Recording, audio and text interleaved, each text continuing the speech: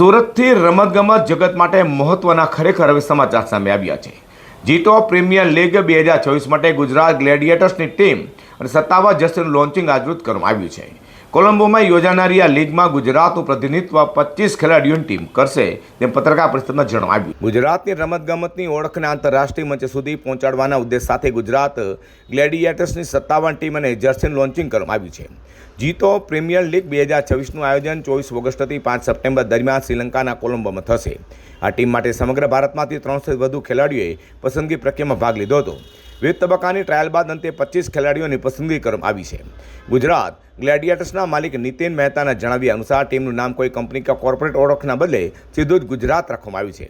ગુજરાતને સાહસ, વિકાસ, ઉદ્યોગ સાહસિકતા અને સતત આગળ વધવાની ભાવનાના પ્રતીક તરીકે રજૂ કરવાનો પ્રયાસ કરવામાં આવ્યો છે।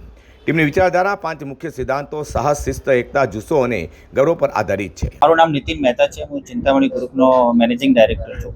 અમે લોકો આ ગુજરાતની ટીમ રિપ્રેઝેન્ટ કરીએ છીએ જેપીએલમાં। એ જૈન કમ્યુનિટીને આગળ લાવવા માટે અને જૈન પ્લેયરને એક એવો મોકો મળે કે એ આઈપીએલ ના રમી શકે, ઇન્ડિયા નહીં રમી શકે, તો એનું એક પ્લેટફોર્મ ઊભું કરીએ છીએ કે સારા ટેલેન્ટેડ પ્લેયર હોય એમને એક જૈન કમ્યુનિટીના માધ્યમથી એક સારો એક એવો પ્લેટફોર્મ મળે કે એ માધ્યમથી એમનું સપનું પૂરું કરી શકે છે। આજે જે જી-ટોપ પ્રીમિયર લીગની ગુજરાત ગ્લેડિયર્સની ટીમ છે એનું જર્સી લોન્ચ છે સાંજે, અને અત્યારે આપણે પ્રેસ કોન્ફરન્સમાં છે। એક મારા માટે એક પાર્થિવ પટેલ માટે એક બહુ એક પ્રાઇડની વસ્તુ છે કે ગુજરાતની ટીમને મને રેપ્રેઝેન્ટ કરવાનો મોકો મળ્યો છે। નવીનભાઈ મહેતા જે આપણે અહીંયાના નીતિનભાઈ મહેતા સોરી જે આપણે અહીંયા ઓનર છે ટીમના, એમણે એક ઓપોર્ચ્યુનિટી આપી છે। તો આઈ એમ શ્યોર જે જૈન કમ્યુનિટી માટે જે ટુર્નામેન્ટ થઈ રહી છે એમાં બધાને એક સારી ઓપોર્ચ્યુનિટી મળશે।